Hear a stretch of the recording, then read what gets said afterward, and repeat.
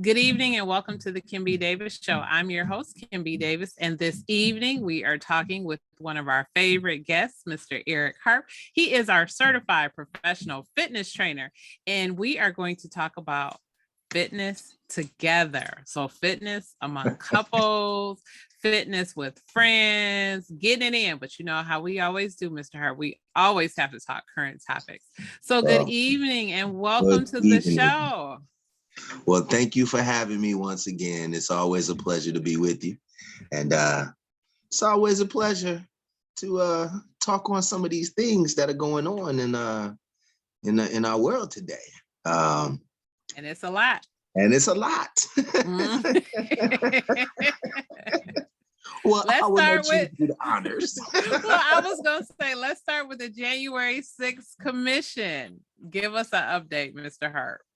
Well, that January 6th commission is doing its job. It's collecting papers, it's collecting information. It's talking to a lot of people on, I won't say a lot, let me backtrack. But some people, and certain people are on the verge of flipping, as we should say, just giving up all the goods. Anybody knows Peter Navarro, one of the former aides of Trump, got on television and just started talking. And now he's got to go in front of the committee and talk. And he's like, but they're like, anything you already said can and will be used against you. Mm-hmm. So he's already talked about the Green Bay sweep. So excuse me. So that's a little interesting. But in Trump land, the latest news today is that his accounting firm, I believe it's called Mazar, they just dropped him. They just dropped him as a client. The whole Trump organization and all the information that they handed over to the several investigations that are going against the Trump organization. They said they couldn't verify their information, the tax or the financial information. So it's no good. It's unreliable.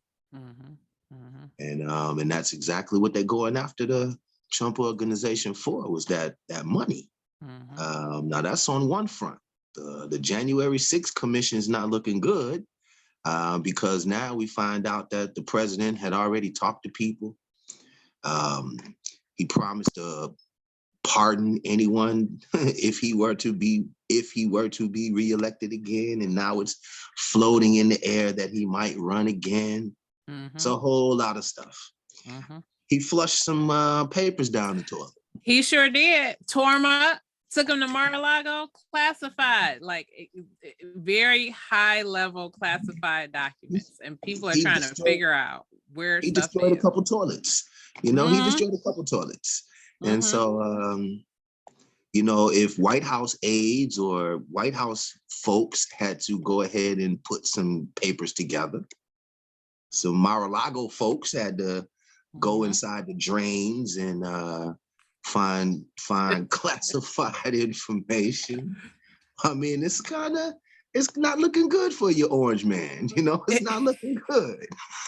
It's not, and when the archivists, the people who put things together, because each president, no matter who they are to leave a record. Yes, they are to be respected, but they are to also leave a record.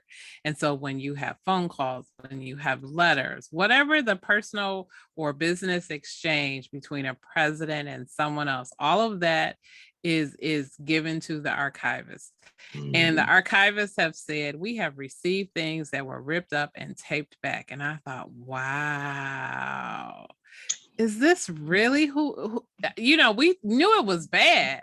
Well, but we know what's right in front of us. And exactly. Some of us don't, and some of us can't even look behind us with the memory. Yes. It was just 6 short years ago that he was making such a big fuss of Hillary Clinton and her emails. Yes. And anyone that does that should be locked up. And then they start the whole chant with lock her up. And that became the big slogan. They made T-shirts. This today is Let's Go Brandon. You know, then 6 years ago it was Lock Her Up, Lock Her Up. And this is just, you know, hey, he's a marketer. So, you know, coming up with those marketing slogans, you know, that kind of stick to your head a little bit, you know. Well, I find it funny that he was chanting "Lock her up," Hillary Clinton in her emails, and here we are talking about him and flushing papers down the toilet. How low we have gone. Well, you know, it's ironic. It is. I mean, this is the epitome of irony. Yes. You know, this is the definition of irony. I'm like, go get your teenagers and say, see, this is irony. This is an example right in front of you. What goes around comes around. It sure does. In other situations. I didn't get that. Could you try again? And in other situations, yes. The armed robbery killers are up for federal hate crime charges. Yes. So they are, you know, they're underway. And so their lawyer is trying to argue that though they may have used, and they used a lot of racial slurs in their recent past, and they had a lot, though they had a lot, the lawyer was saying that wasn't the reason that they killed them. Exactly. They keep saying that, but we were convicted on because killing a Black man because he didn't belong in that neighborhood. Right. So, you know, it's strange the days that we're in, you know, and there was a copycat. Because of FedEx. FedEx driver was delivering a package. And I believe it was in Tennessee. Mississippi. Please, thank you for the correction. No, excuse me, Tennesseans. But there was a FedEx driver in Mississippi and delivering a package, just doing his job. Black man being shot at while working, doing his job. Clearly labeled in a FedEx uniform and FedEx truck. Doing his job, and he's chased and shot at. Now, that could be just the end of the story. Like, oh, well, he's chased and shot at. But he tries to go back to the company. The company's like, it's all right. Come on back in. We'll go file a police report in the morning. Like, yo, take this a little more serious. Exactly. They see that the rented truck was damaged. Okay, but the packages are damaged. Now it's serious. Packages are damaged. Now it's serious. Exactly. Oh, well, here, how about this, young man? While we sort this out, go back to work the next day, and we're going to keep you on your same route. And the dude was like, I'm not going on that same route. So they put him on unpaid leave. Can't even pay the man while he's on leave for any kind of trauma, being shot at. I mean, it's just ridiculous. Unpaid leave. Now, while we in court, you're going to take the man's livelihood. He's the victim here. I mean, he's the victim here. And that just blows my mind right there. But here we are with another repeat of you know, being shot at while Black, doing your job. No, it's bad, and there's many stories just like it. But that one crept out of the headlines because of the copycat manner in which way a father and son got their self together to go hunt this man down. The father tried to head him off at the pass while the younger son tried to ambush him and shoot him. It's not a good look. And as you said, we have case after case after case. Oftentimes when I see cases of young Black men there was a recent case not too long ago where a young guy had just gotten a new job, had just gotten off work and went to the bank because it was his first paycheck. He went to go cash his check. And from the bank teller to the bank manager, everybody thought his check was fraudulent. And he's like, I work there. Call him. So finally, after the police were called, and he's sitting there like, why? And the police officer is like, you can't have an attitude. You're under suspicion. He said, suspicion for what? I work there. I am tired. I just came off like a 14-hour stint, whatever it is that he does. And he's like, here's my check. I just wanted to cash it. So finally, they got somebody at the company. They said, yes, he works there. Cash his check. And then everybody was like, oh. But again, no apology. No apologies. I'm sorry, sir, for any trouble that we might have put you through. Oh, okay. Well, here's what we're going to do. We're going to go ahead and cash this check. Now, next time, don't come here. Go to the next branch. So it's almost, and it's not almost, that's not the right word. It is, we have to prove as African Americans, as Black people, we have to prove our innocence because we are assumed to be guilty no matter the situation. There's another case where a young man, and I forget where this is, this may be Tennessee, but I don't want to say for sure. He was out walking his dog and he went to his local, to be in his neighborhood. A white security guard informed him, you're trespassing. You don't belong here. And he said, it's the dog park. I live right there. This is my neighborhood. I do belong here. And so the guy pulls a gun on him and calls for backup from whatever security company that he worked for. He asked for a zone car to be sent. And then they ended up having police come, and the police said, well, you're suspicious because you were detained. He said, but he's not a police officer. Why are you detaining me? And so it was interesting because in the video, the guy tells the police officer, because he walks back to his house with his dog and he's on his own property. So the police walk up there like, well, we need your ID. He said, why? He said, I'm on my own property. Have I committed a crime? They're like, well, you're suspicious. He said, suspicious of what? And basically there was no cause for them to search him or for them to ask for his ID. It was simply harassment.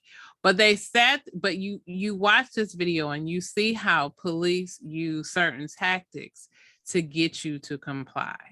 And then depending on who they are, and we've heard these stories, and now we're actually seeing the fruit of the evidence come forth, where we hear about bad police officers that plant weapons, that plant drugs, that do all types of things or lie and cover up to make it seem as if you have done something wrong, and then to put you in the system. And because you are Black, it takes that much longer, that much more money, that much more time for you to prove yourself innocent.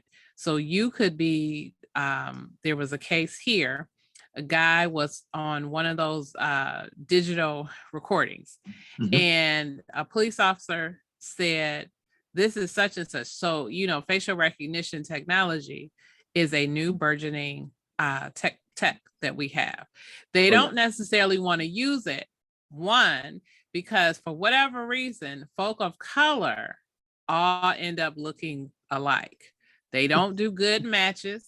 So if it's a Black person or whatever, that person is probably going to be misidentified, is what the study said. Well, that's yes, because color matching, and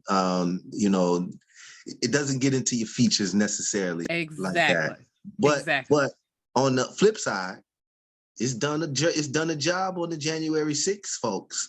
Sure has, because all of those a lot of those folks, I don't want to generalize or overgeneralize, but a lot of people who get caught, on video, clearly them on video, facial recognition works. Link it to that Facebook profile, get that other stuff going on, and woo, here we have a whole chain link. Especially when you put it on your own Facebook page. It sort of Oh my makes it really goodness. easy. And When you record it. bragging and here's my cell phone picture. Right. I'm at the White House today and you know, we're taking our country back. But the gentleman that I was talking about was wrongly arrested.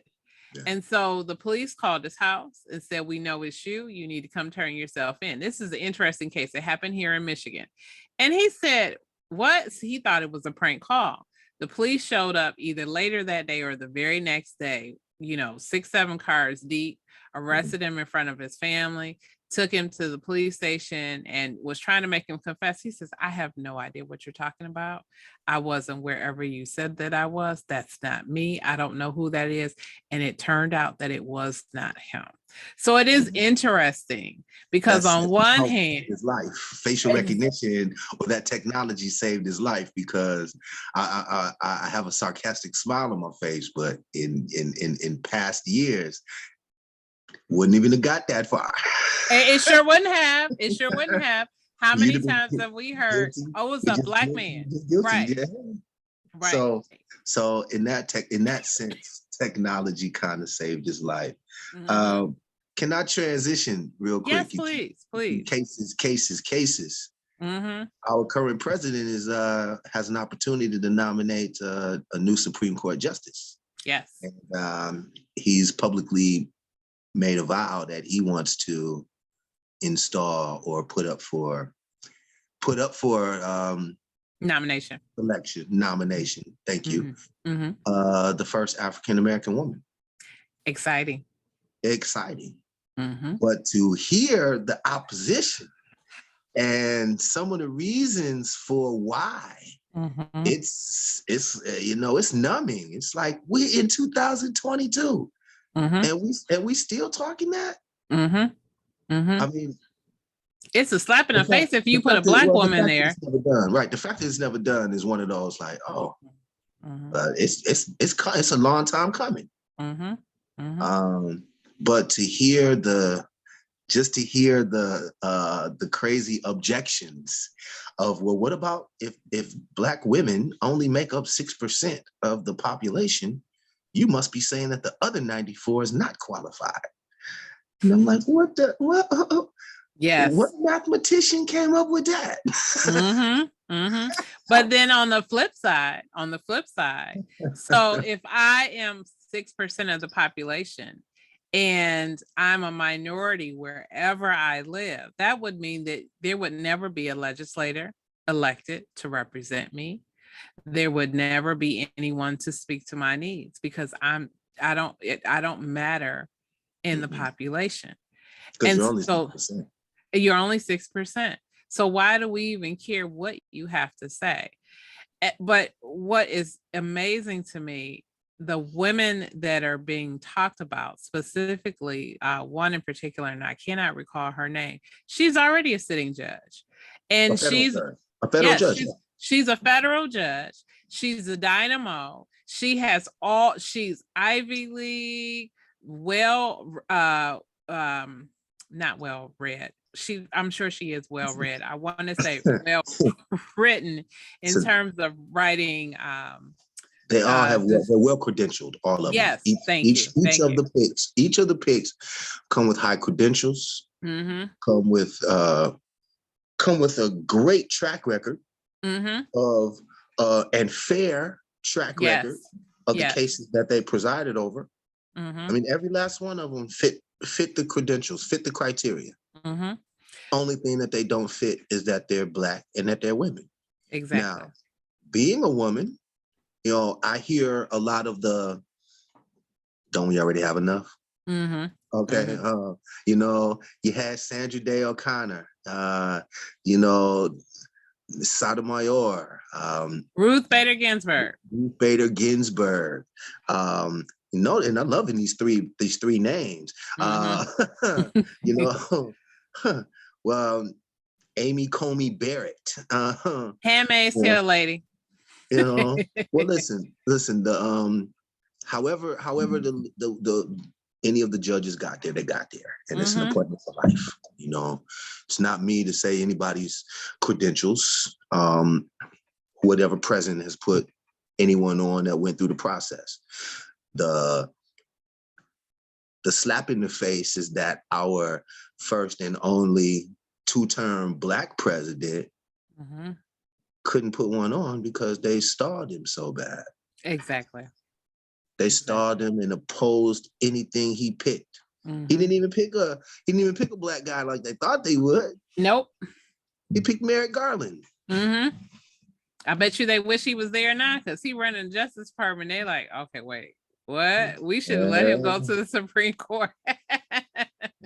You know, it's just saddening that, you know, we have to.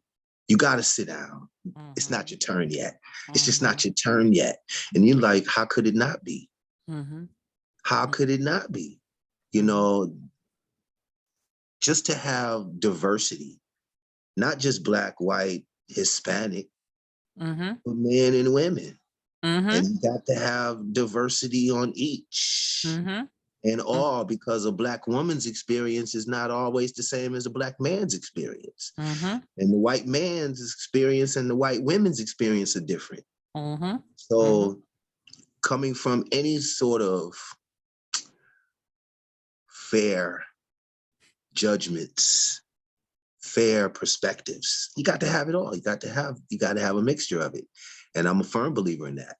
And so I hope that Biden's pick can make it through the ringer. I hope that whatever happens in these midterms, because the midterms are coming up this year, can't stop it. It's coming up this year, no matter what the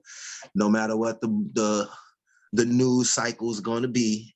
We got to vote this year. Yes. And so I encourage all of your listeners to get involved. To get involved in their areas.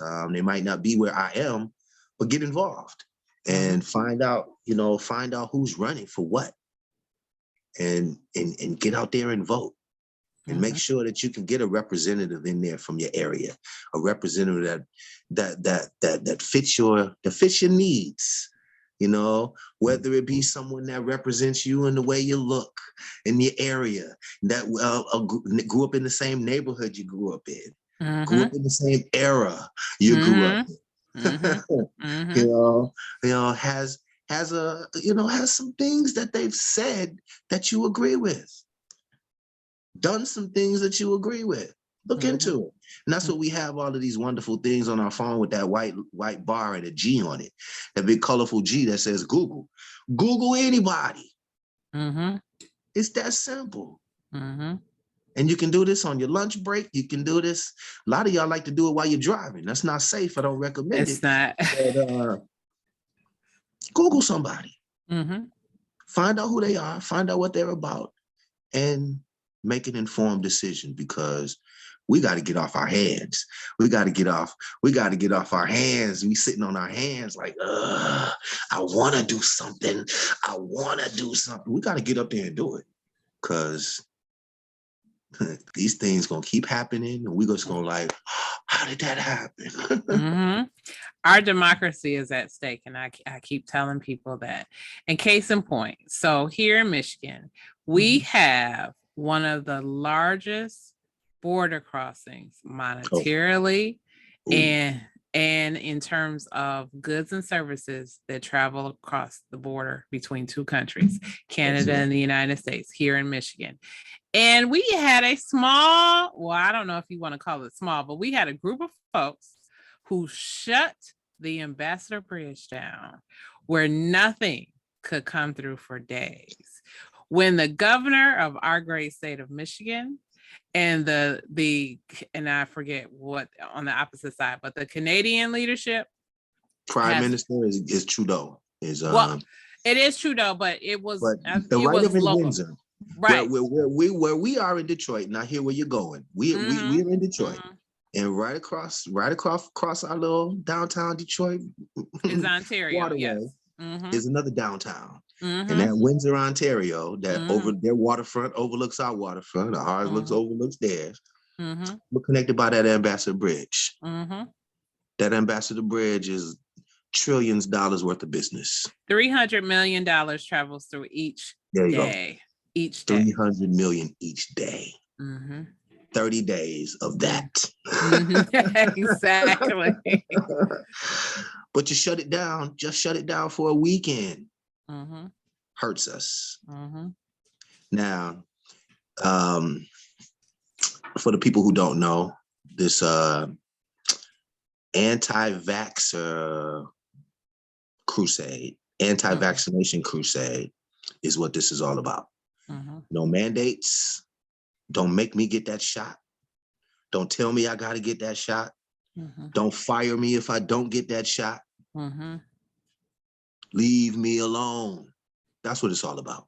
Exactly. And it's in Canada.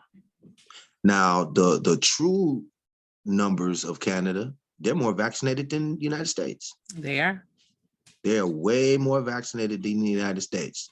However, they have, especially in Windsor, Ontario, and all those border cities across Canada that border the top part of the United States, they all get the local news on the other side.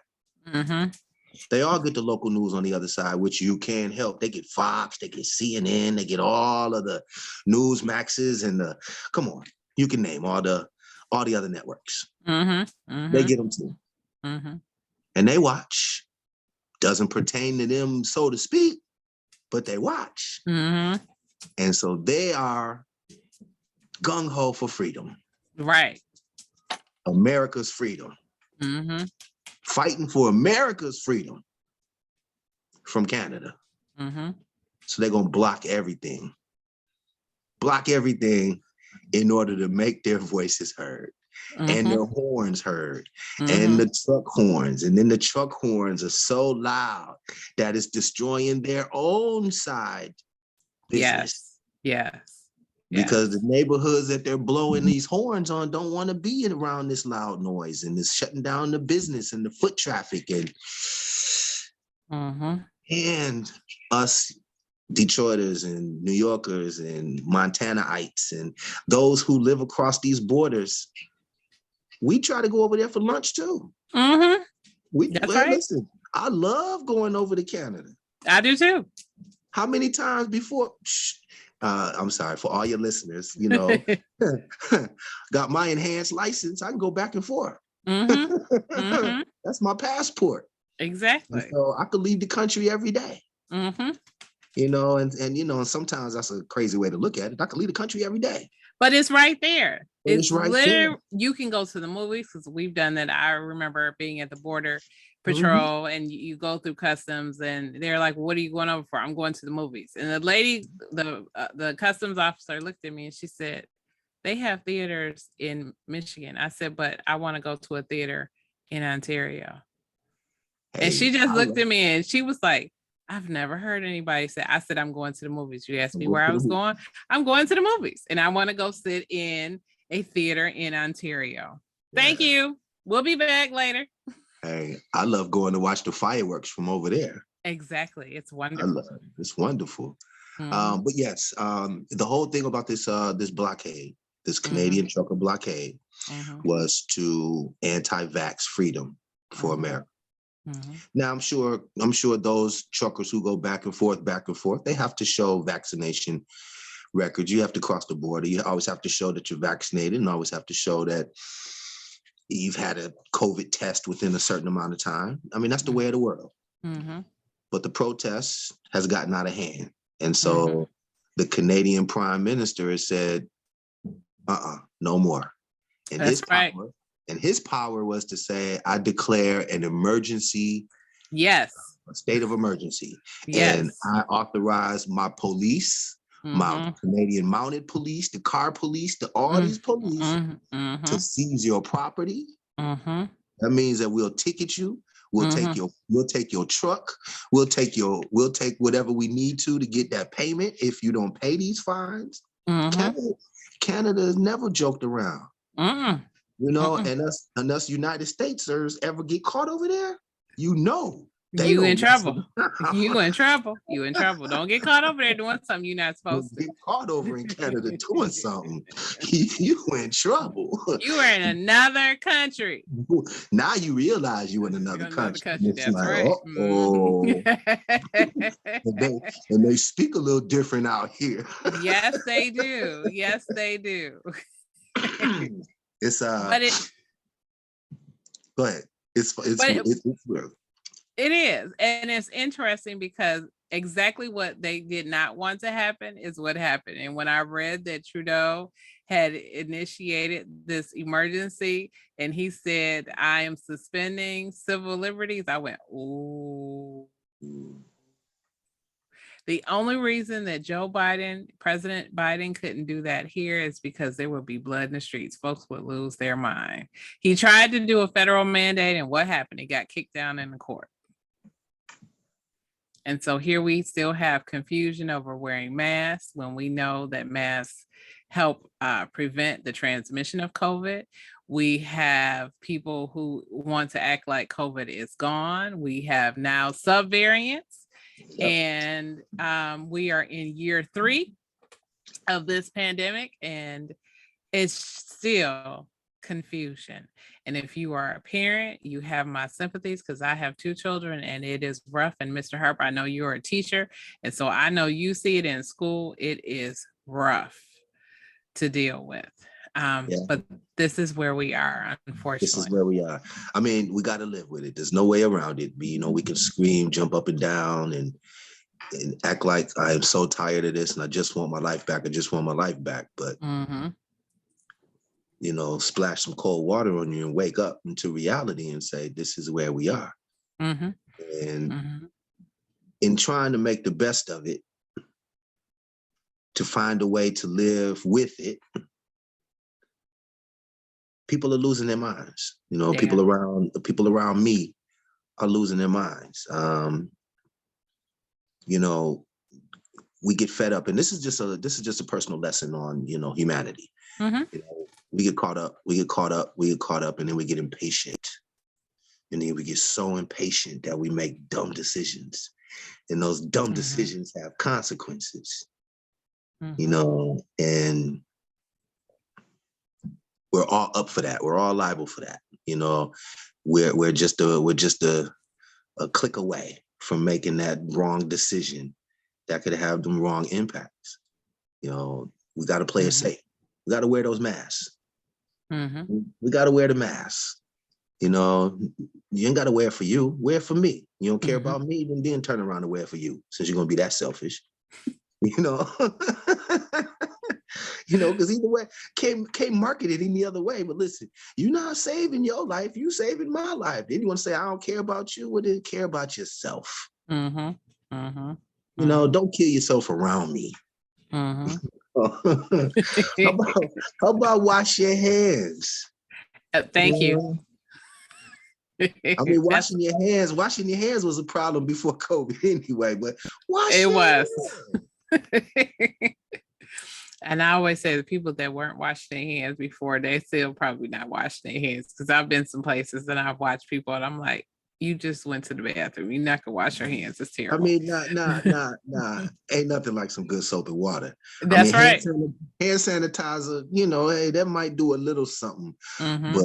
But people now will start treating hand sanitizer like it's the holy grail. Man, you better get you some wipes. It's like, here's some hand sanitizer. You'll be good.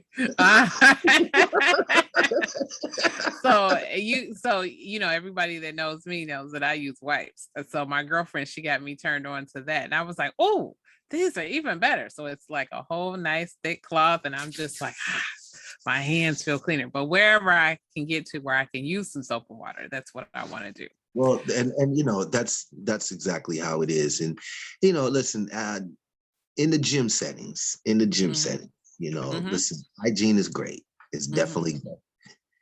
You know, I recommend wiping down all the equipment. Now, many gyms in this age of COVID are providing sanitizing towels, wipes, and what have you. But you know, protect yourself. Absolutely. Wear workout gloves. For those that are going to the gym, wear workout gloves. Minimize the contact that you have with a lot of the equipment. Now, fitness doesn't have to include equipment, excuse me. Does not have to include equipment. You can do a lot of things on your own. In many parts of this country, it's still in the grip of wintertime with the winter advisory on its way. Yes. Working out at home is definitely a great thing to do. For those of you who watch the markets, the commercials, you may hear about some of your home fitness companies going out of business. You might hear about gym equipment that's way too expensive. And I don't recommend that you go outside of your budget. But there are some things you could do at home. A blow-up fitness ball that takes a little lung power. You can blow up a fitness ball. If you have any kind of other blow-up machinery, you can blow up a fitness ball. And that fitness ball doesn't take up a lot of space. You know, in fact, it becomes furniture as well. You use it, you know, take care of that back, you know, vacuum that flooring, then get down on it and do some crunches. Put your feet up on that ball and stretch and wiggle those hips a little bit. And these things can start to do wonders, you know, especially down in the wintertime when it's cold. You know, you don't have to move too much, but you want to keep limber. And as I'm on camera moving side to side, I'm just trying to illustrate, you know, while you're sitting on a ball, which I'm doing right now, just going side to side, that you can loosen up your hips. You can work on your obliques. You can now twist. Little exercises just to keep you limber. You know, stretching and just reaching above your head. 2 arms, just reaching above your head. Little movements like this can do wonders for joint relief and you know, little aches and pains. But get down on the floor, utilize it, because you get down, you got to get back up. So That's get right. down. So get down there. Prove to yourself you can get back up. Sometimes that little bit right there is inspiration to say, okay, I could do that part. And while you're down there, move around a little bit. Put some headphones on and find a little music and find that little pocket of beat and just go ahead and rock to it. Now, you know, listen, start off slow. Give yourself a few minutes, but put a goal in mind. Put a goal in mind that, okay, the next time I'm going to do 12 of these. Ooh, I got to 12. I'm going to do 15 next time. Next time you do 15, get to 20. Now you're doing it good. Okay, do it again, 20. Now do it one more time. Wow, you did 3 sets of 20. Let's move on to the next thing.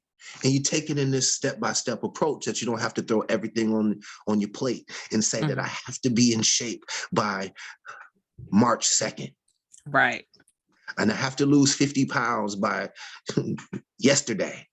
We don't have to play that game. If you can, if anybody who's listening, if you can, get a partner. Yes. Get a workout partner. Now, for those of you who are on lockdown in the house, husband and wife, come on, this is a good way to get together. You know, laugh a little bit while you're down there on the floor. You know, sometimes you didn't yours didn't look as good as mine. Ha, ha, ha, ha. Doesn't have to be teasing, doesn't have to get into full out competition, but you play together. You play together, you stay together. And sometimes you work out together, you get in shape together, you get a whole new perspective. And a lot of times, I've seen couples get in, one person in the couple falls off a little bit, and that, you know, that happens. And one partner says real serious and you start getting into some really good shape. You know, I would just like to see a little inspiration, you know, You know, I don't want to see anyone take it and run with it, and the next one start getting jealous. I fell behind. No, fitness is fun. Fitness can be fun, and by making it fun, a partner keeps you accountable, so that you don't sleep in. That time when I don't feel like doing it, you know, yes, you're gonna do it today, and you'll feel better once you did it. Because a lot of times we don't feel like doing it. We just need somebody to push us, And once that push comes and we do it, and then we say, woo, wouldn't have done it without you. That's right. That's right. So how do we, Mr. Harp, because you did a great transition. Thank you. Because we're talking about working out as couples and friends and partners. How do couples who have different schedules? So for example, you'll have some people that are morning people, some people are night owls. And how do you navigate that? How do you manage that? Well, that's a good one. Being out of your comfort zone sometimes helps you achieve. Because when you're too comfortable, you get lax. And so let's say in a situation like that, well, one person is going to have to sacrifice. So how about I'll sacrifice this week, you sacrifice next week. So I'll get up in the morning so that we can make this little schedule here. And then you stay up a little bit so we can get this part of the schedule done on this week. Now, what that also does is it keeps your body on its toes. You see, a lot of times our muscles can, if we're doing the same thing, you know, we plateau. We hit a plateau and then we don't see any more growth, so we need to shock things up a little bit, change things up a little bit. And sometimes working in the early part of the day as opposed to the later part of the day. That's the shake up you can use. Okay. In the daytime, you might do a little bit more walking outside. You know, in the evening, you might go somewhere. You might use more equipment somewhere. For those that work out in the mornings, a lot of times there's a gym with showers so that they can shower and go straight to work. A lot of times with the after work crowds, I'll take care of all of that when I get home. So the preparedness is a little bit different. You know, we come in and we're just going to hurry up and get a quick workout before we eat. We're going to hurry up and get a quick workout before we go to bed. Some of us going to come in and get a workout before we go to work. So before we grab that cup of coffee, you got to get a workout in. You know, not saying that one mindset is better than the other, as long as you're putting some work in, as long as you're getting something in. So if you're working with a partner that has a night and a day schedule, try to compromise and see how that works. If you have a schedule that works together, push each other. Push each other. When something is just a little bit heavy for you, well, your friend can help you. Your partner can help you. When something's just a little, I don't feel like doing two more. Well, your partner can stand up and say, come on, you got this. You got this. Come on, give me one more. Good, now give me one more. Those are great tips, Mr. Harp. So you just mentioned, because it is winter here in the Midwest and it is cold. So how do you encourage folks like us who live where the outside air hurts our face, where it's so cold? Like, why do we live in a place where the air hurts our face?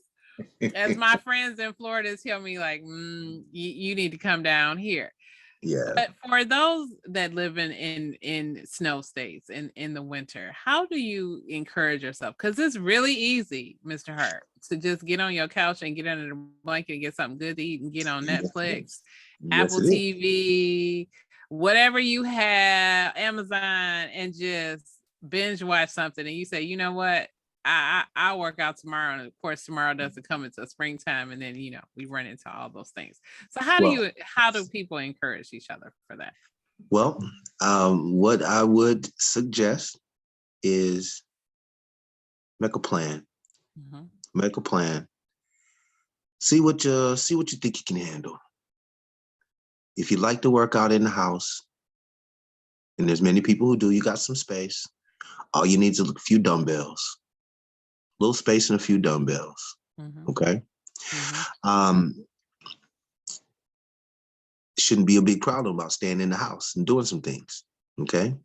It's not that's not that big of a problem, but getting up and going out. All right, here we go. Warm your car up. Warm it up. Jump in it and get to the gym. When you get to the gym, get a locker. Take your stuff off there and proceed. When you work out, utilize the showers. If that's too much, because I do understand about getting wet and going back out, I do understand that. If that's too much, bundle back up while you're warming your car up. Get back in it and go home. It's that simple. It's that simple. I mean, I'm sorry. I didn't have any magic answers. Warm your car up and dress warmly. But listen, anything's hard. Anything new is going to be a little difficult. Anything. And right. those are good. And those are good tips. That is good to remember to warm up your car. Because oftentimes people will say, but my car is cold. I don't want to have to go work out and then I take a shower and I get in a car and I'm gonna get sick and all these different things. So no, those are good tips. Where we live, you're gonna hear all of that. The best thing to do is to do it, because to create habits, if you can do anything for 3 weeks, you make a habit. Okay. We've heard that in psychology classes. Okay. So if you can just go ahead and get you a few weeks in, you don't have to work out every day. So that's one of the main points. No, everybody thinks you got to do something every day. No, do something 2-3 days a week to start. 3 days a week. There's 7 days in a week. Give me 3 of them. Okay. You pick. Give me 3 days. Give me at least 45 minutes. And in that 45 minutes, here's what I'm going to ask you to do. Warm up. That means get on the bike, get on the treadmill, walk it out, run it out, do a little something. Then we're going to pick it up a little bit. Now we can stay on that bike when you stay on that treadmill, but we're going to pick it up a little bit. All right. Now I'm going to ask you to go ahead and slow it down and do it as the same thing you did when you warmed up. Now, for so many people, that means 45 minutes on the bike. I can do that. That's not always the big thing. But give me 45 minutes. Give me that bike in the beginning. Give me a little bit at the end, but in the middle, go move something around. Go move something around. Go move one of those weight machines. Go move your body around. And if that means just sitting down on a squat and getting up, getting to a squat and getting up. Okay? For those that swim, there's gyms with pools. Jump in the pool and swim. That cardio exercise right there is some of the best you can do. For those gyms that, have other attractions, use them. Use them. That's what they're there for. You're paying for it. Might as well use it. At least once. There's going to be something you're going to like. There's many of us that are stuck in gym memberships. We're paying $30, $40 a month. We might even have a $9.99 from back in the day. But it's still coming off your credit card. Use it. Use it. There's the purple ones. There's there's so many gyms with so many exciting colors. Use them.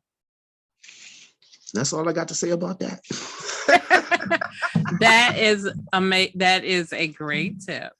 And well said, because all of us have to use what we have. We are in year 3 of a pandemic.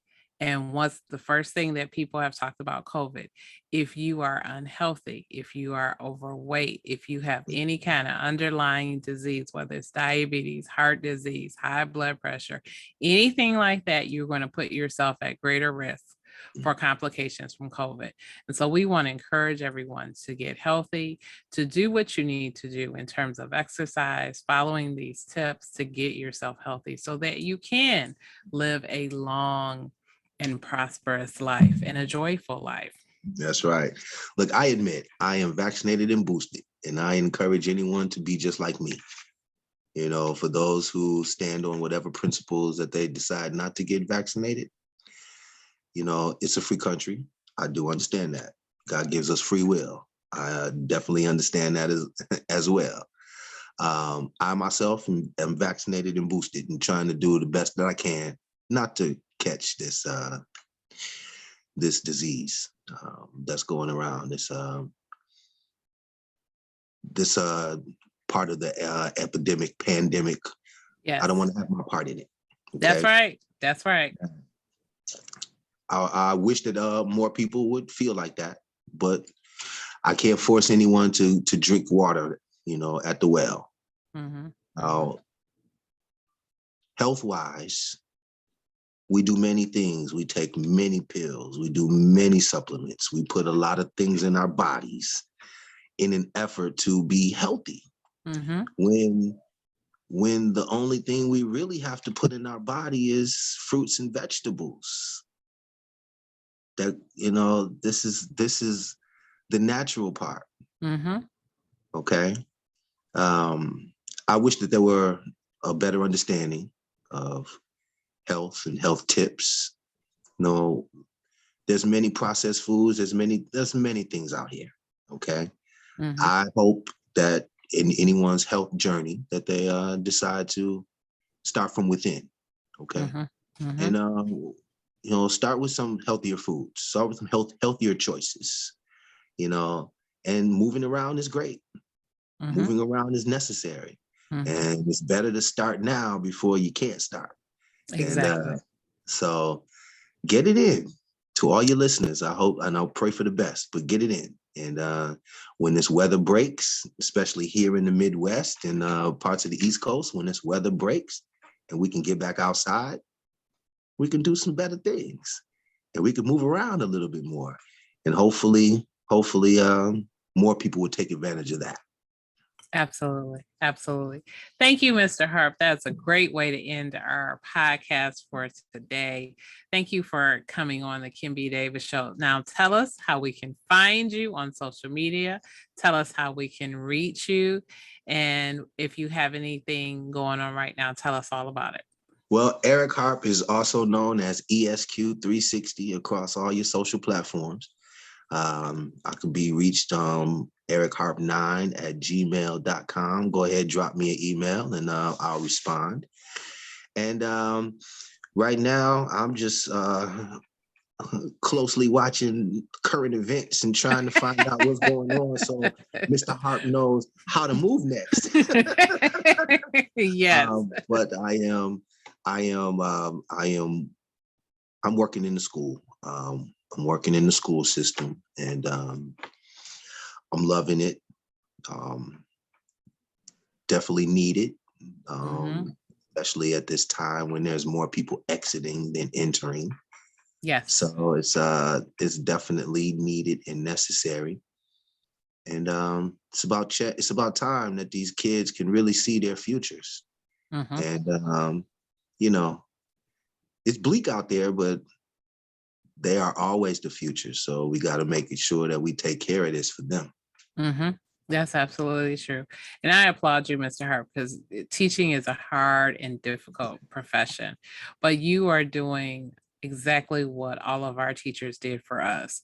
You are opening doors, shining lights for us on topics and issues and things, and exposing children to different cultures and personalities and experiences that they wouldn't necessarily have.